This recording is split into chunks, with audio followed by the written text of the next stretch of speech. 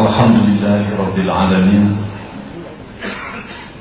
Wabihi nasta'inu ala umuri dunya wa din.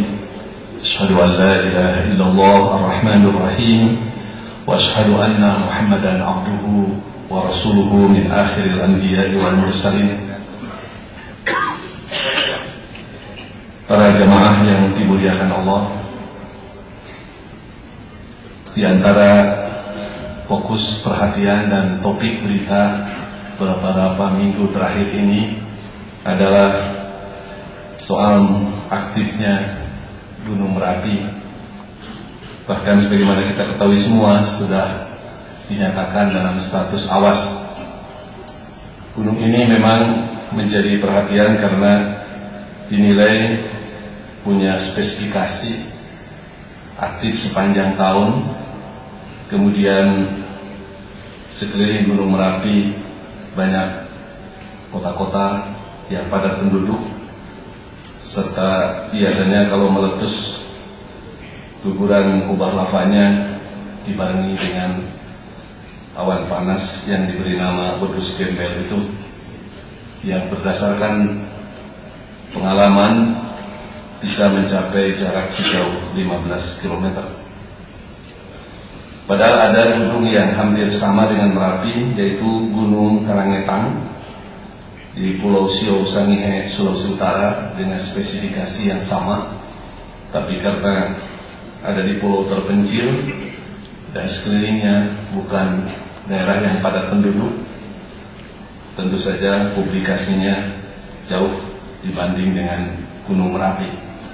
Apalagi ada ramalan 1000 tahun yang lalu Gunung Merapi pernah meletus dan mengubur habis kerajaan Mataram Hindu, walaupun masih itu juga diperdebatkan. Yang jelas, dari sekitar 820 buah gunung berapi di seluruh dunia, 129 diantaranya berada di Indonesia. Artinya sekitar 13%. Karena Indonesia memang sering disebut ada dalam posisi ring of fire. Jadi lingkaran gunung-gunung berapi. Kalau kita merujuk kepada Al-Quran, di dalam Al-Quran tidak kurang dari 35 ayat yang berbicara terkait dengan masalah gunung itu.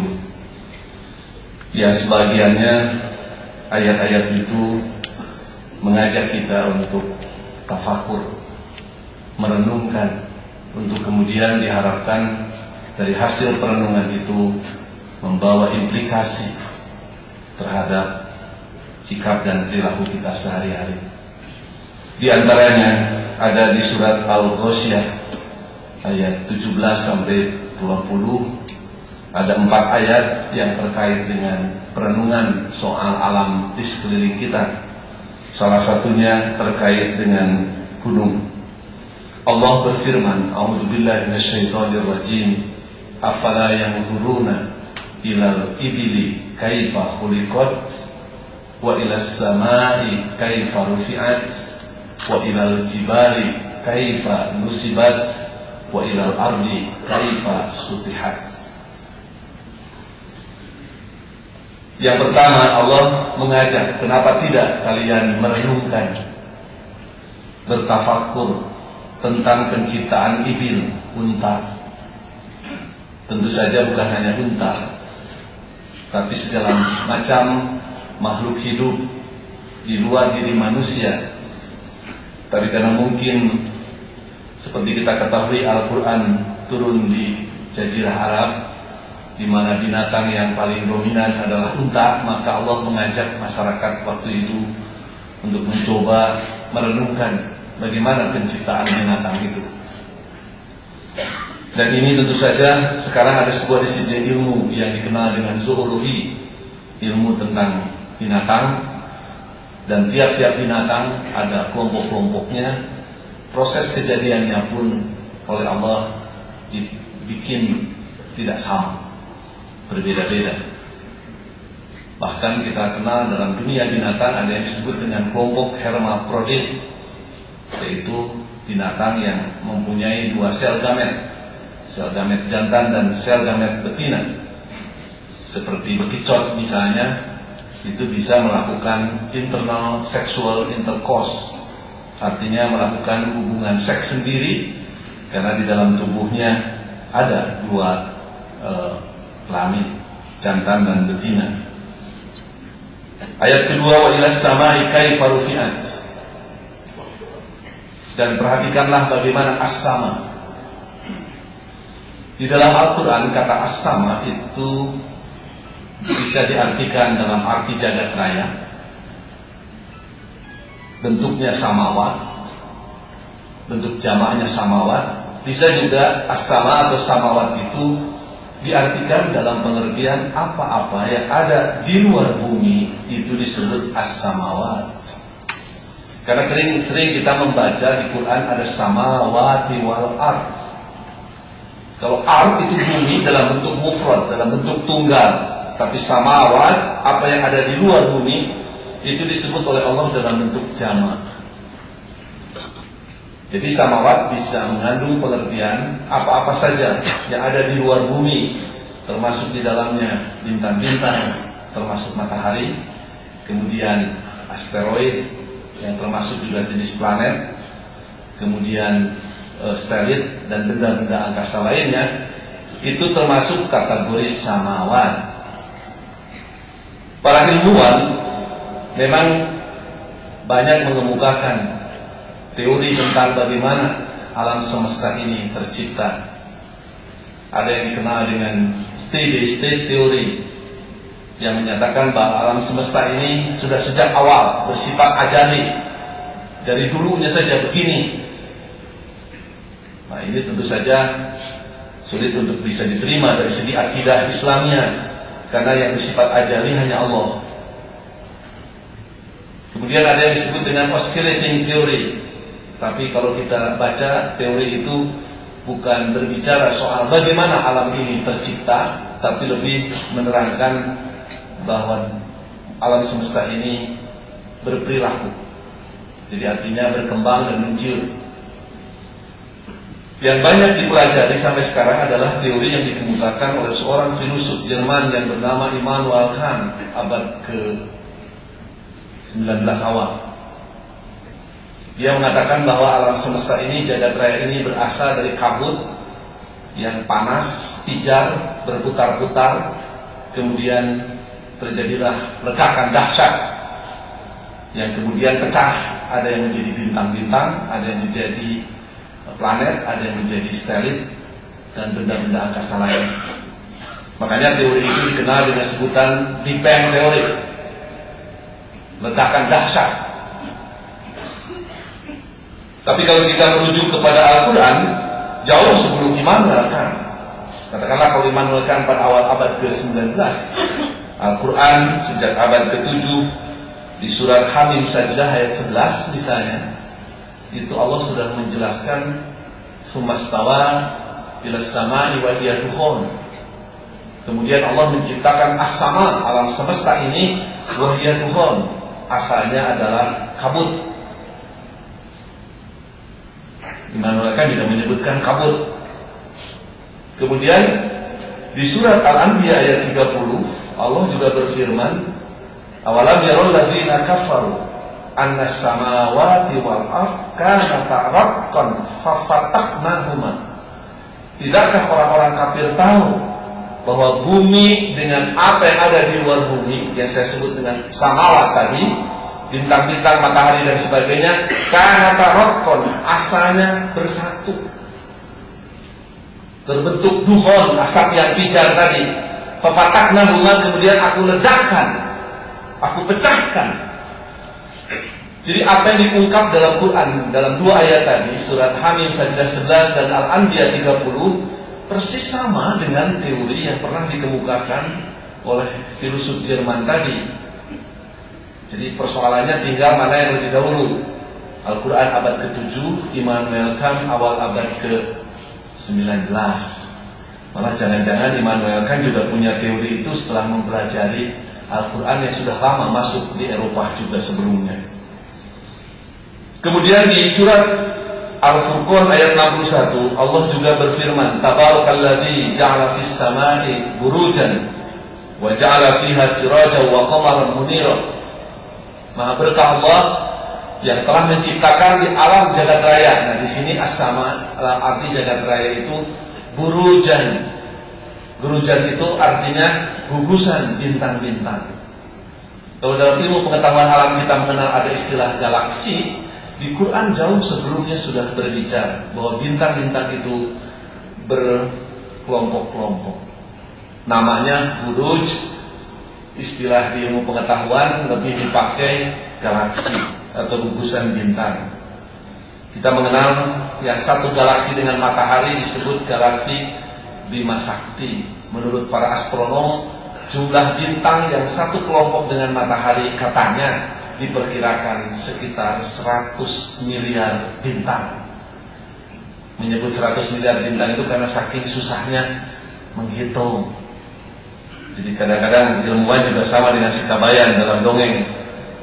Kabayan katanya pernah ditanya, Kabayan kamu tahu sudah jumlah bintang? Tahu. Berapa? Sama dengan pasir sekarung. Berapa pasir sekarung Kabayan? Ya hitung saja sama kamu. Ini juga sama 100 miliar bintang, itu saking susahnya menghitung. Yang jelas katanya ada 11 bintang yang dinilai terdekat ke bumi. Yang disebut terdekat itu adalah bintang yang jaraknya dari bumi kurang dari 10 tahun cahaya. Yang paling dekat adalah setelah matahari adalah bintang Proxima Centauri. Itu jarak sekitar 4,2 tahun cahaya. Kemudian Alpha Centauri A dan Alpha Centauri B itu sekitar 4,3 tahun cahaya. Dan paling jauh, yang paling dekat itu bintang Ross yang jaraknya dari bumi sekitar 9,5 tahun cahaya. Yang paling jauh, yang dalam satu kelompok bintang, galaksi Bima Sakti itu jaraknya sekitar 63.000 tahun cahaya. Malah saya baca sebuah artikel yang mengatakan peneropong bintang Montgomery di California, Amerika, itu sudah bisa melihat bintang yang jaraknya dari bumi sejauh 5 juta tahun cahaya. 1 detik cahaya kan, katanya 1 detik cahaya itu sama dengan 300.000 km. Jadi larinya cahaya itu sudah 300.000 km. Jadi kalau 1 menit cahaya tinggal mengalihkan 60 detik kali 300.000 km. Jadi kalau sehari cahaya itu sama dengan 24 jam kali 60 menit kali 60 detik kali 300.000 km. Ini ada bintang yang jaraknya 500 juta tahun cahaya. Jadi 500 juta kali 365 seperempat hari kali 24 jam kali 60 menit kali 60 detik kali 300.000 km. Makanya Allah bertanya kepada manusia, terutama manusia yang sombong dengan kedudukan, sombong dengan pengetahuan, sombong dengan harta kekayaan, sombong dengan kekuasaan. A'antum asyaddu khalqan amis sama'u banaha? Wahai manusia, mana yang lebih berat, yang lebih hebat, penciptaan kamu ataukah penciptaan jagat raya ini, alam semesta ini? Tanggal 30 Agustus tahun 79 pernah di atmosfer bumi terjadi hujan debu. Banyak negara memperkirakan ada gunung meletus, tapi ternyata tak satu negara pun yang mengumumkan ada gunung yang meletus. Tapi jelas jadi misteri selama kurang lebih 1 tahun. Dari mana hujan debu ini berasal?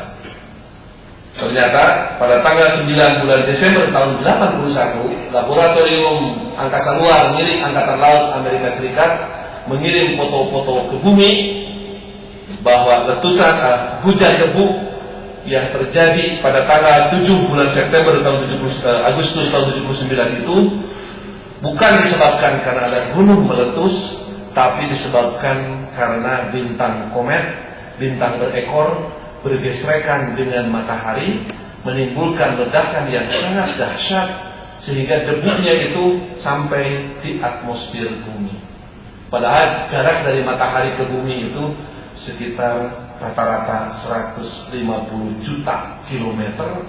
Ternyata debunya bisa ke sini. Fotonya menggambarkan sebuah ledakan yang dahsyat. Itu juga sebuah bahan perenungan kita, karena di surat At-Takwir Allah mengingatkan kiamat akan terjadi idza syamsu kuwirat, apabila matahari cahayanya dipadamkan, wa idzan nujumu kadarat, dan apabila bintang-bintang yang jumlahnya banyak itu akan bertabrakan satu sama lain. Kemudian wa ilal ardi kaifa sutihat. Pertanyaan Allah, bagaimana bumi dihamparkan? Kalau saya membaca data tentang bumi yang kita diami ini luasnya katanya sekitar 510 juta kilometer persegi, daratannya 30% dan lautannya 70%. Umur bumi ini sudah mencapai lebih dari 5 miliar tahun. Dan tentu saja kita membaca juga analisa para geolog, ahli-ahli tentang bumi ini. Setelah terjadi ledakan yang dahsyat itu, sebagian jadi bintang-bintang, sebagian jadi matahari, sebagian jadi planet seperti bumi, sebagian jadi bulan. Kita membaca ada masa-masa bumi ini berproses. Dari masa Kenozoikum katanya sekitar 73 juta tahun, kemudian ada Mesozoikum sekitar 460 juta tahun, kemudian ada Paleozoikum sekitar 1.205 juta tahun, kemudian ada Proterozoikum sekitar 925 juta tahun. Disinilah katanya gunung baru berproses. Nah, ini tentu semua adalah dimotivasi kalau orang yang beriman dengan ajakan, anjuran dari Al-Quran. Wa ilal ardi kaifa sutihat. Perhatikanlah bagaimana bumi itu oleh Allah diciptakan menjadi hamparan yang bisa dihuni oleh umat manusia dan makhluk yang lainnya. Nah, terkait dengan gunung, wa ilal jibali kaifa nusibat. Perhatikanlah gunung itu bagaimana ditancapkan, ditegakkan, diciptakan. Sebuah tim riset dari Lamont Geological Observatory dari Universitas Columbia pernah melakukan riset penelitian tentang gunung. Di antara yang diteliti adalah Gunung Jayawijaya di India, gunung tertinggi di Indonesia, dan pegunungan Himalaya di India. Ternyata tim riset dari Universitas Columbia ini di Irian Jaya, di puncak Gunung Jayawijaya, menemukan adanya lapisan tanah yang terdiri dari batu karang. Sementara orang maklum semuanya bahwa batu karang itu hidupnya di dasar laut, tapi kenapa sekarang ada di puncak gunung? Di pegunungan Himalaya, tim tersebut menemukan di lapisan yang tertutup oleh salju itu adanya fosil-fosil, tulang-tulang makhluk hidup yang sudah menjadi batu karena lama tertimbun oleh tanah atau salju. Yang fosil-fosil itu bukan fosil manusia, tetapi fosil-fosil binatang laut yang di lautnya pun hidup biasanya di kedalaman 3.000 meter. Jadi aneh, ada fosil binatang laut ada di pegunungan Himalaya. Sehingga tim peneliti dari Universitas Columbia itu kemudian mengambil kesimpulan bahwa pegunungan Himalaya maupun Gunung Jayawijaya di Irian dulunya adalah dasar lautan. Ya, karena dalam proses yang tadi pada masa Proterozoikum, tenaga endogin dari dalam bumi, di mana bagian dalam bumi sampai saat ini pun masih bergejolak panas yang kita kenal dengan sebutan lapisan barispir, yang diperkirakan panasnya sekitar 6.000 derajat Celcius, sama dengan panasnya permukaan matahari. Itu menimbulkan energi, menimbulkan tenaga, dan itu mendorong bagian-bagian bumi yang masih lembek kemudian muncul ke permukaan. Itulah yang kemudian menjadi gunung-gunung itu. Kemudian di surat An-Naba ayat 7 dan An-Nazi'at ayat 32 Allah juga menjelaskan di antara fungsi gunung. Wal jibala autada, dan gunung itu sebagai pasak bumi. Wal jibala arsaha, kemudian gunung itu oleh Allah sengaja dipancangkan untuk pengaman bumi. Kalau berbicara tadi bahwa inti bumi itu masih bergejolak panas, menimbulkan tenaga, dan tenaga itu harus dilepas keluar. Kalau tidak ada tempat untuk melepaskannya, maka tentu saja bisa menimbulkan energi dahsyat dan bisa mengakibatkan bumi yang kita diami ini meledak, hancur. Kawah-kawah gunung berapi itulah salah satunya merupakan hidung dari bumi untuk melepaskan gas di dalam bumi itu. Kita juga mengambil banyak manfaat dari keberadaan gunung untuk tumbuhnya pepohonan, di mana pepohonan itu berfungsi sekali membantu pembersihan udara dalam proses asimilasi karbon. Kita tahu sekarang ini banyak ahli lingkungan hidup yang mengkhawatirkan nasib ke depan penduduk bumi ini akibat efek rumah kaca, di mana kita tahu hutan-hutan banyak ditebangi, gunung-gunung digunduli, yang mestinya gas karbon dioksida dan gas karbon monoksida yang diproduksi oleh hidung manusia, oleh knalpot kendaraan bermotor, oleh asap cerobong asap pabrik, mestinya diolah oleh tumbuhan dan pepohonan itu, kemudian mengangkasa dan menciptakan semacam lapisan kaca di udara yang susah diurai, sehingga panas dari matahari bisa tembus masuk ke bumi. Tapi setelah bumi ini panas, yang mestinya panas ini diangkat lagi ke atas, terhalang oleh gas karbon tadi. Itu yang menimbulkan pemanasan. Suhu udara di muka bumi terasa semakin panas. Nah, dengan adanya gunung yang hijau itu terbantu manfaat sekali bagi manusia, bahkan menjadi tempat serapan air. Saya membaca sebuah artikel yang dikutip dari majalah The Sea tentang kelautan.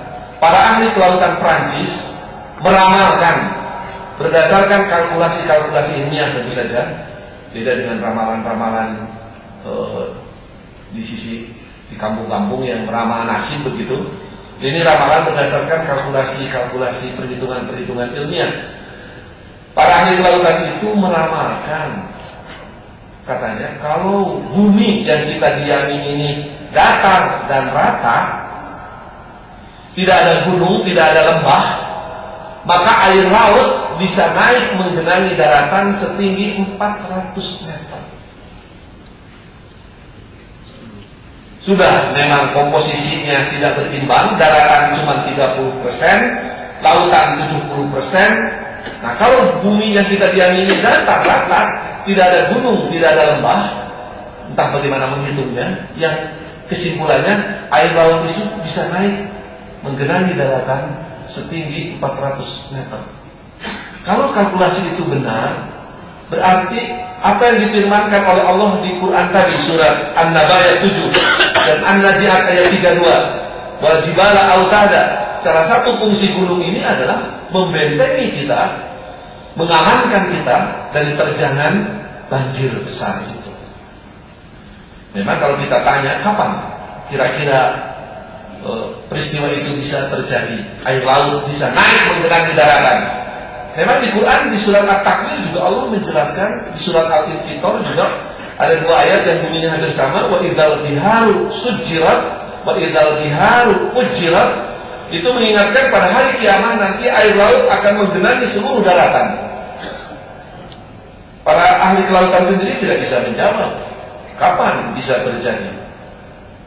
Surat Toha ayat 105 itu memberi jawaban.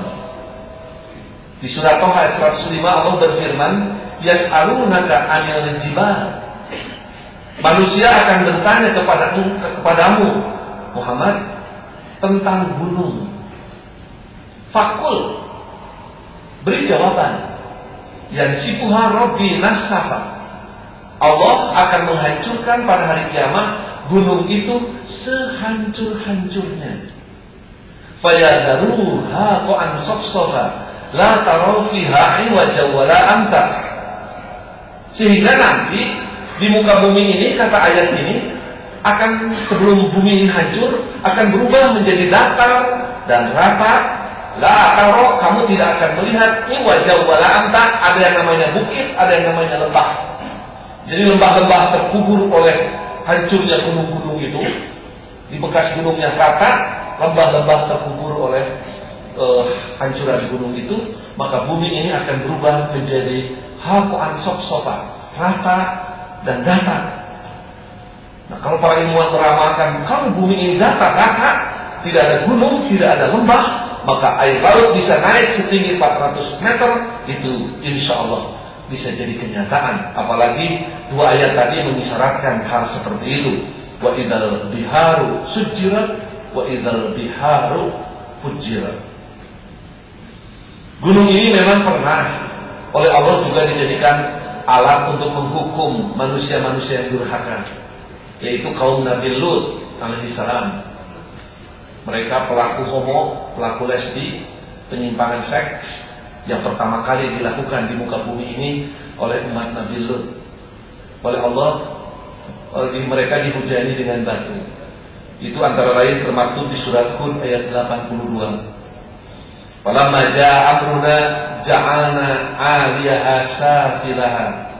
Tatkala datang keputusanku, aku jadikan tanah yang asalnya di bawah jadi di atas, yang asalnya di atas jadi di bawah.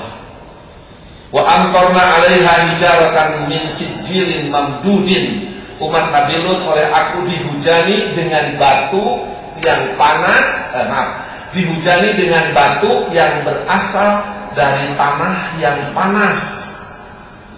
Para ahli tafsir sebagiannya menafsirkan ayat ini bahwa umat Nabi Lut itu dihukum oleh Allah dengan letusan gunung berapi. Yang dimaksud tanah yang asalnya di atas jadi di bawah, bukan seperti kita menggoreng martabak begitu, atau menggoreng tempe yang asalnya di bawah jadi di atas. Tapi yang dimaksud tanah yang asalnya di bawah itu lahar, lava yang asalnya panas di bawah, kemudian menutup tanah yang asalnya di atas, sehingga yang asalnya di atas jadi di bawah, yang asalnya di bawah jadi di atas. Kemudian yang dimaksud dengan dihujani batu yang berasal dari tanah yang panas, yang bisa dipahami secara logika vulkanologi dalam pikiran ilmu gunung berapi. Lahar ini kan lava yang panas ini ketika gunung meletus, sebagian meleleh ke bibir kawah, terus menerjang tanah-tanah di kaki gunung itu, sebagian terbang oleh letusan, oleh ledakan gunung itu ke angkasa. Di angkasa kedinginan, lahar panas itu kemudian sebagian berubah menjadi pasir, itu yang kita kenal dengan sebutan lapilli, dan sebagian lagi berubah menjadi batu, itulah yang disebut dengan bom dalam ilmu gunung berapi. Itulah yang terjadi menimpa umat Nabi Lut alaihissalam seperti dijelaskan di surat Hud ayat 82. Di surat At-Takwir ayat 3 ada, kalau tadi Allah mengajak untuk merenungkan bagaimana gunung tercipta.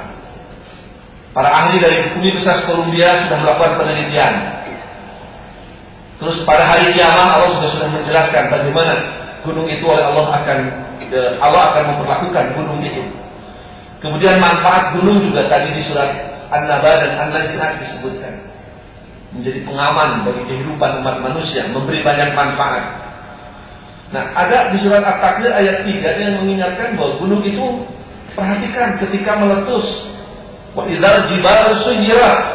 Perhatikan gunung ketika gunung itu meletus. Di Indonesia, yang saya baca di beberapa artikel, bahwa di Indonesia ini pernah terjadi 3 letusan gunung terdahsyat di dunia.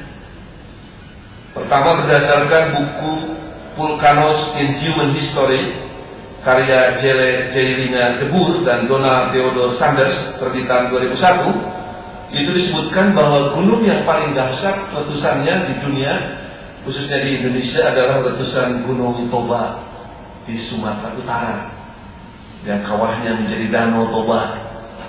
Tapi itu katanya meletus 74.000 tahun yang lalu. Ini merupakan gunung terbesar. Memang tahun 98 seorang antropolog Amerika bernama Stanley Ambros dari Universitas of Illinois, dia menjelaskan bahwa ketika Gunung Tambora meletus terjadi musim dingin vulkanis dahsyat. Suhu terdingin setelah 1000 tahun abad es.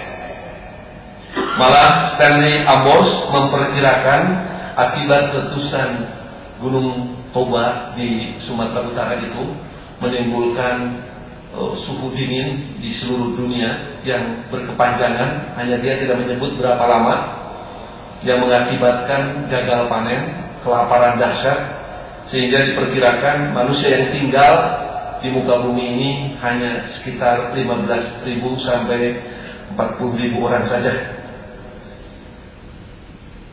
Itu diperkirakan letusannya sama dengan 3.000 kali letusan Gunung Saint Helena tahun 1980 yang sering disebut dengan super volcano itu.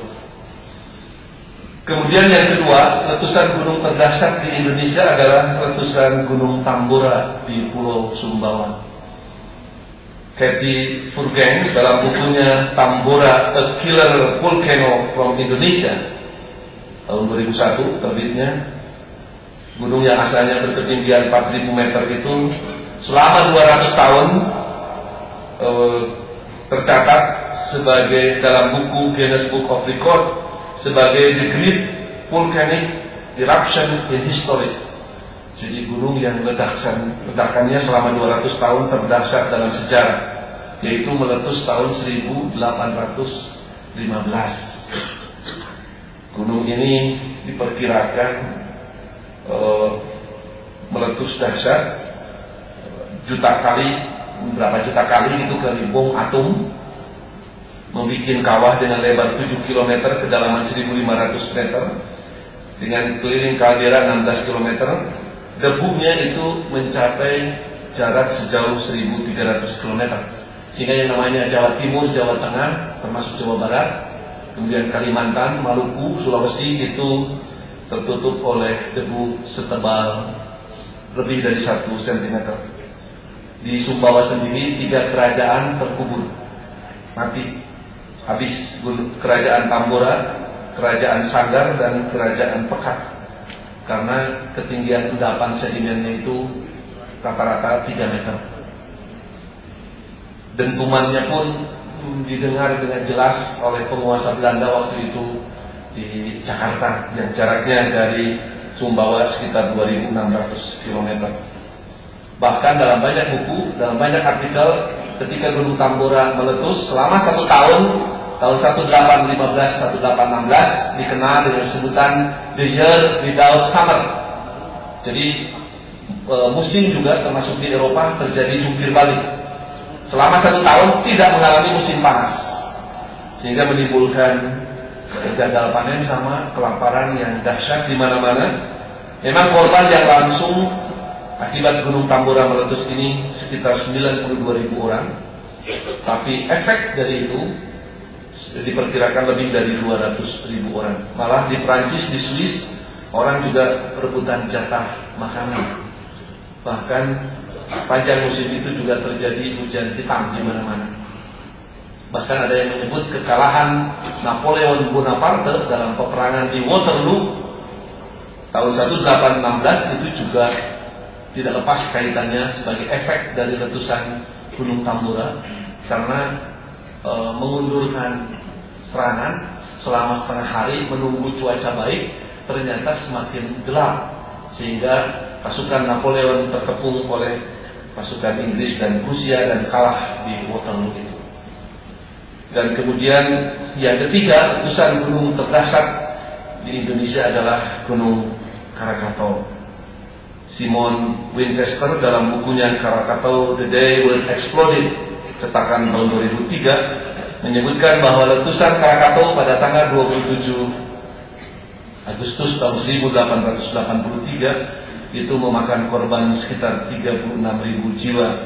Semburan api dari Selat Sunda itu, dari kawahnya, masih bisa dilihat dengan jelas di kota Semarang di Jawa Tengah. Kemudian suaranya masih bisa didengar di Manila, ibu kota Filipina yang jaraknya sekitar 2.900 km. Bisa didengar pula di Alice Springs di Australia yang jaraknya sekitar 3.600 km. Bahkan sayup-sayup sampai penduduk Madagaskar di Afrika yang jaraknya dari Krakatau sekitar 4.770 km juga masih mendengar letusan Gunung Krakatau, karena memang diperkirakan oleh para vulkanolog letusan Krakatau itu sama dengan 22.547 kali ledakan bom atom yang diletuskan oleh Amerika di Hiroshima dan Nagasaki. Dunia gelap selama kurang lebih seminggu, kemudian redup sepanjang hampir setahun dan menimbulkan gelombang tsunami setinggi 36 meter. Jadi mungkin waktu itu lebih dahsyat dari tsunami yang terjadi di Aceh kalau melihat ketinggian air akibat letusan Gunung Krakatau. Yang jelas menimbulkan gelombang pasang dan menggenangi hampir seluruh pantai di seluruh dunia. 5 jam setelah letusan, ombak akibat Krakatau sudah sampai di Australia, 6 jam sampai di Sri Lanka, 10 jam sampai di Madagaskar, 12 jam kemudian sampai di Aden, Arab Saudi, 13 jam kemudian sampai di Cape Town, Afrika Selatan, dan 17 jam kemudian pantai Cape Horn di Amerika Serikat juga tergenang gelombang pasang akibat letusan Gunung Krakatau. Kalau menghitung jumlah gunung yang aktif, belum gunung yang tidur, sebab masih ada yang memperkirakan Gunung Toba juga di Sumatera Utara sekarang ini sebenarnya bukan mati tapi sedang tidur. Tapi yang jelas yang aktif di Indonesia ada 129 kurang lebih, di dunia ada 820. Pertanyaan dalam pikiran kita, bagaimana kalau semua gunung itu meletus berjamaah? Sudah tidak bisa dibayangkan apa yang akan diterima oleh umat manusia. Semua itu tentu saja bagi kita orang yang beriman akan semakin menguatkan keyakinan akan Maha Kuasa Allah, dan mudah-mudahan dengan itu membawa pengaruh yang baik bagi kehidupan perilaku hidup kita sehari-hari. Allah mudah-mudahan mengampuni segala kealpaan dan dosa kita serta dosa ibu bapak kita, membimbing kita dengan bimbingan inayah dan hidayahnya, semakin menguatkan keyakinan kita akan Maha Kuasa Allah, serta menunjukkan kepada kita jalan yang senantiasa ada dalam ridhonya. Allahumma rabbana innana zalamna anfusana wa illam taghfir lana wa tarhamna lanakunanna minal khasirin. Rabbana la tu'akhidna in nasina aw akhtana. Rabbana la tuzigh qulubana ba'da idh hadaitana wa hab lana min ladunka rahmah innaka antal wahhab. Allahumma innaka tasma'u kalami wa taru makani wa ta'lamu sirra wa alaniyati, nas'aluka al-ijabah. Rabbana atina fid dunya hasanah wa fil akhirati hasanah wa qina adzabannar. Wassalamu alaikum warahmatullahi wabarakatuh.